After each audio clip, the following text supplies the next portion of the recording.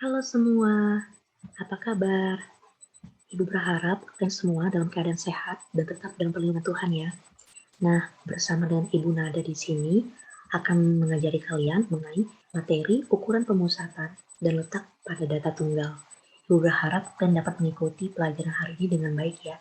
Tetap semangat dan jangan lupa kalau kalian haus minum air putih biar konsentrasinya tetap terjaga. Yuk kita mulai. Agenda kalian pada hari ini adalah kalian mencatat materi yang ada di PPT ini, kemudian kalian juga harus mempelajari dan memahami materi hari ini. Selanjutnya, kalian bisa bertanya apabila ada sesuatu yang masih belum kalian pahami dari penjelasan video ini. Ibu akan standby di grup chat. Jika ada yang bertanya, silakan. Kemudian kalian melakukan diskusi bersama dengan kelompok yang telah Ibu bagi. Kalian bisa melakukannya melalui WA, Zoom, ataupun platform lain yang memadai kalian untuk melakukan diskusi. Dan yang terakhir, kalian join meeting.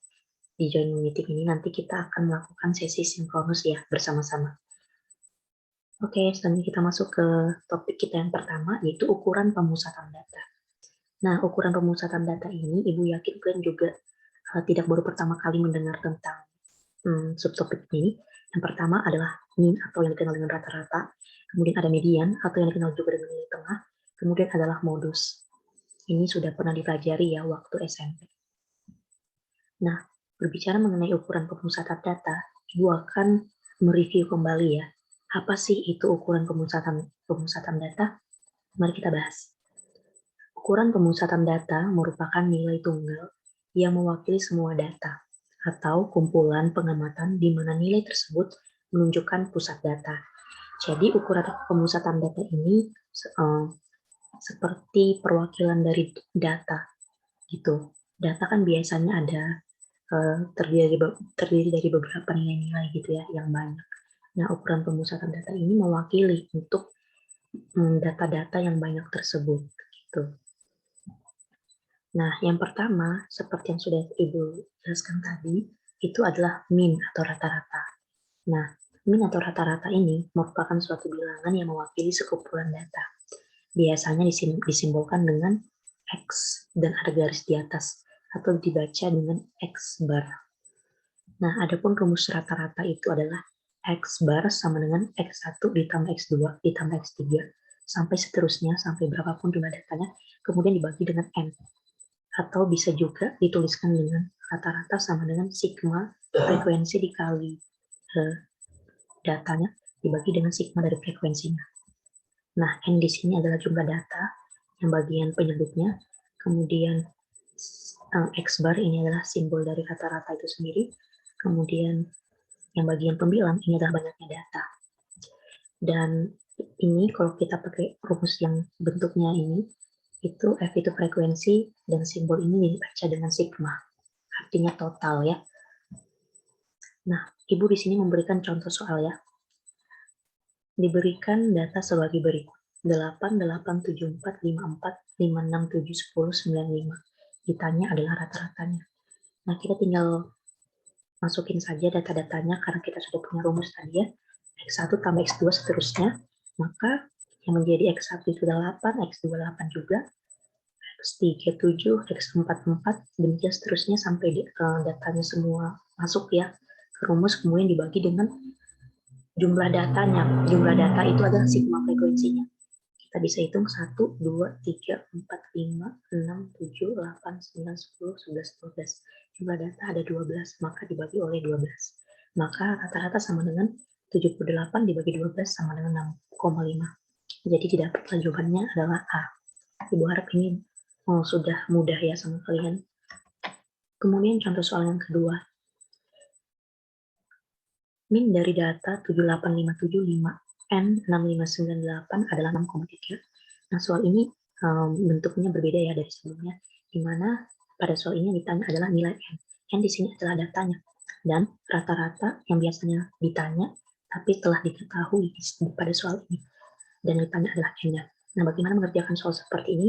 Ibu harap kalian tidak bingung lagi ya jika menghadapi soal seperti ini. Karena rata-rata dan jumlah data sudah diketahui, tinggal melakukan operasi saja. 6,3 yang adalah rata-ratanya sama dengan menjumlahkan keseluruhan data M tadi, karena ini merupakan suatu variabel, jadi misalkan dengan variabel karena belum diketahui, kemudian didapatlah 60 ditambah N dibagi oleh 10. Kita kalikan secara silang ya, 6,3 kali 10 sama dengan 60 tambah N, kemudian didapat 63 sama dengan 60 tambah N. Maka N sama dengan 63 kurang 60 sama dengan 3. Jadi nilai N ini didapat adalah 3. Jawabannya adalah C. Nah, selesai mean atau rata-rata, kita masuk ke median. Median juga udah sering ya. Median ini adalah nilai tengah dari rangkaian data yang telah tersusun secara teratur, yakni urut dari data yang paling kecil yang paling besar. Nah, di sini perlu kalian ingat ya, walaupun ini udah pernah dipelajari waktu SMP, namun perlu kita perhatikan bersama-sama ya. Sampai saat ini SMA juga masih dipelajari ya materi ini. Ingat, sebelum kalian menghitung median suatu data, kalian perlu mengurutkan data tersebut dari yang paling kecil ke yang terbesar. Ya, kenapa? Karena median ini kita berbicara tentang letak gitu ya dari suatu data itu. Jadi harus berurut biar dia sesuai, biar dia pas. Adapun rumusnya adalah jika jumlah datanya adalah ganjil, maka rumus median yang dipakai adalah median sama dengan data ke 1/2 dikali N plus 1, di mana N ini adalah jumlah datanya. Kemudian apabila jumlah datanya genap, maka rumus mediannya adalah data ke N/2 plus N/2 plus 1 dibagi oleh 2. Oke, sini kita hanya just to review saja, hanya ingat kembali. Nah, mungkin di rumus ini ya yang perlu Ibu tekankan ke kalian. Oke, selanjutnya adalah modus. Nah, ini yang paling gampang ya. Modus merupakan nilai yang paling sering muncul atau nilai yang mempunyai frekuensi tertinggi. Ibu nggak usah kasih contoh soal lagi karena sudah sangat gampang sekali ya modus ini. Oke, selanjutnya kita masuk ke topik yang kedua ya, subtopik yang kedua yaitu ukuran letak data. Di sini kita udah dapat clue-nya nih, kata letak ya. Berarti membicarakan tentang posisi suatu nilai dalam data, letaknya gitu. Nah, ukuran letak data ini juga terdiri dari beberapa bagian. Yang pertama kuartil, kedua adalah desil, yang ketiga adalah persentil. Nah, ini tidak jauh berbeda. Yang tidak jauh berbeda cara untuk memperolehnya ya. Mari kita bahas sama-sama. Yang pertama adalah kuartil. Nah, kuartil ini membagi 4 bagian data sama banyak, gitu ya. Kuartil 1 atau nanti biasa dengan kata lainnya disebut dengan kuartil bawah.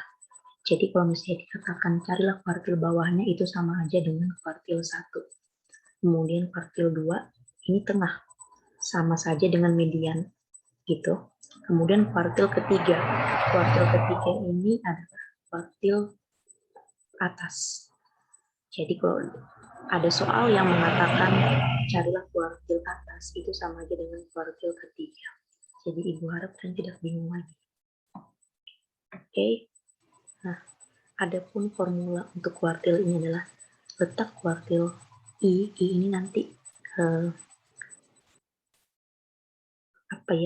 kuartil keberapa yang akan ditanya gitu. Kalau dia kuartil pertama maka I-nya 1, kuartil kedua I-nya 2, kuartil 3 maka I-nya 3, seperti itu ya. Sama dengan I dikali N plus 1/4. N itu adalah banyak data, Q itu adalah kuartil ke I-nya. Nah, ada yang perlu Ibu ingatkan ya secara underline gitu. Nah, kuartil ke ini kan terletak pada bagian data ke I dikali N plus 1/4. Nah, bagaimana apabila hasil dari operasi kita pada rumusnya ini itu bentuknya desimal, dalam artian tidak habis dibagi 4. Maka caranya adalah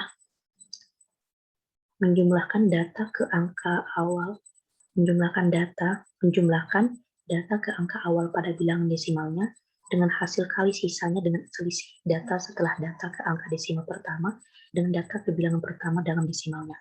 Nah, mungkin kalian masih agak sulit memahaminya, Ibu langsung masukkan saja ke contoh soal ya.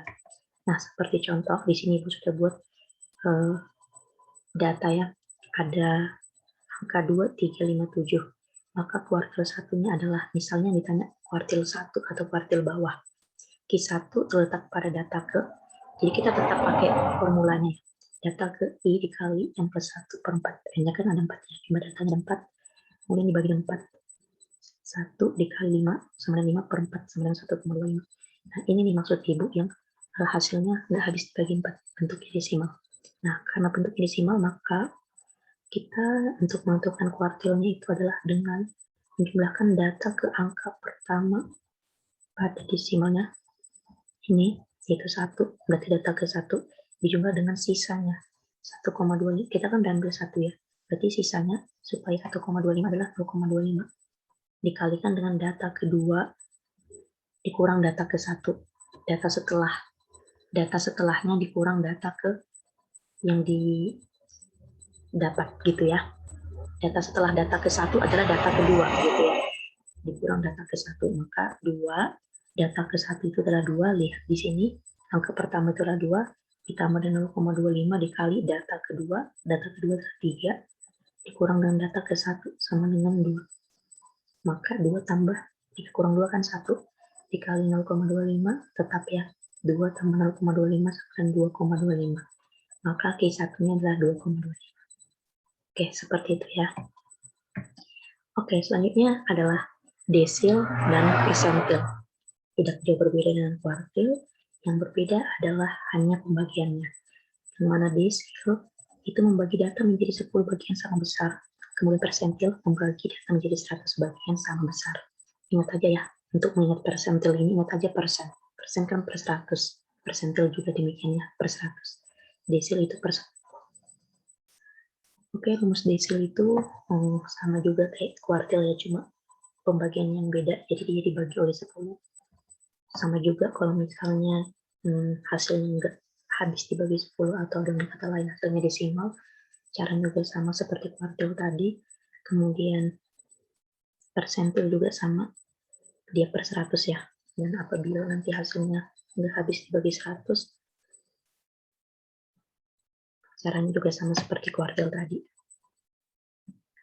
Nah, di sini Ibu telah memberikan 7 buah soal untuk kalian kerjakan secara berkelompok ya, anak-anak. Kelompoknya telah Ibu bagikan. Nggak harus selesai sampai hari ini, sampai maksud Ibu harus kudu selesai, nggak juga. Tapi tetap kalian perlu diskusikan secara bersama-sama ya. Di sini ada 7 soal, dan sampai bertemu nanti di sesi sinkronus kita ya, melalui video conference di Google Class kita. Terima kasih, tetap semangat, jaga kesehatan.